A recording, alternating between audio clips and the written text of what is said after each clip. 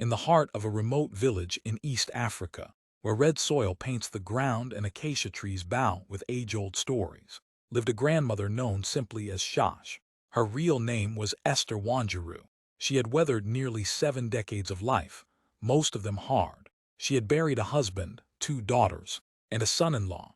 Now she lived alone in a one-room mud-walled hut, patched with iron sheets and plastic to keep the rain at bay. Her back was bent like a bowed tree, her hands toughened by work, and her faith as deep as the valley below. Shash never thought she would raise more children. She had done her part, she thought, but life, as always, had one more mountain for her to climb.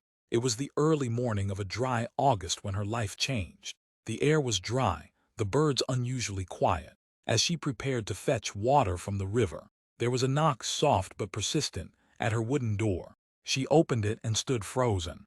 There they were, 2 children. The girl, tall and slender, had a torn dress, feet cracked from walking barefoot, and the eyes of someone who had seen too much too soon. She was 10. The boy, smaller, just 7, clung to her dress with one hand and held a plastic bag in the other. The bag contained a pair of worn shorts, a cracked bar of soap, and a broken toy car. Behind them stood her son, her only surviving child. His face was hard, unreadable. "Mum, I can't take care of them anymore. My new wife is pregnant, it's too much. They have nowhere else to go." Shash looked at him, not with anger, but with a deep, mournful ache. "You named her Grace," she said quietly, staring at the girl, "and him Daniel after the prophets." He nodded once. "I have to go." And then he was gone. Grace didn't cry, she simply stepped inside and sat on the mat. Daniel followed. That night the 3 of them shared a meal of boiled cassava and salted greens. There was only one thin mat. Shash gave it to the children and slept on a sack beside them. She stared at the cracked ceiling for hours, praying in silence. She had no job, no pension.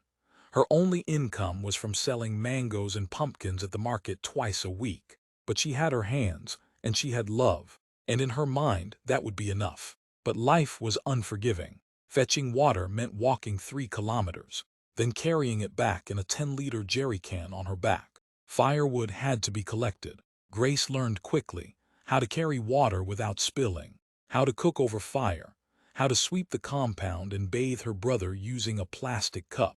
Daniel was a quieter child. He rarely spoke unless spoken to.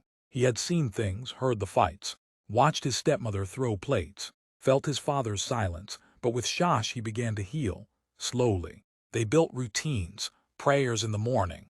Grace went to school in a borrowed uniform. Daniel stayed home the first few months. Shash couldn't afford 2 sets of supplies. Grace studied under the kerosene lamp at night. She had no books of her own, so she borrowed from classmates, sometimes copying entire chapters by hand. She always returned the books cleaner than she received them. At school she stood out, not for her clothes or her possessions, but for her hunger to learn. She sat in the front row. Her hand was always up. She asked questions that made her teachers pause. Then came the first storm. It rained for 4 days straight. The roof leaked. They shifted their sleeping mat to follow the dry patches. On the 3rd night, the wind tore one side of the hut open. They huddled in the corner, Daniel crying, Grace whispering hymns.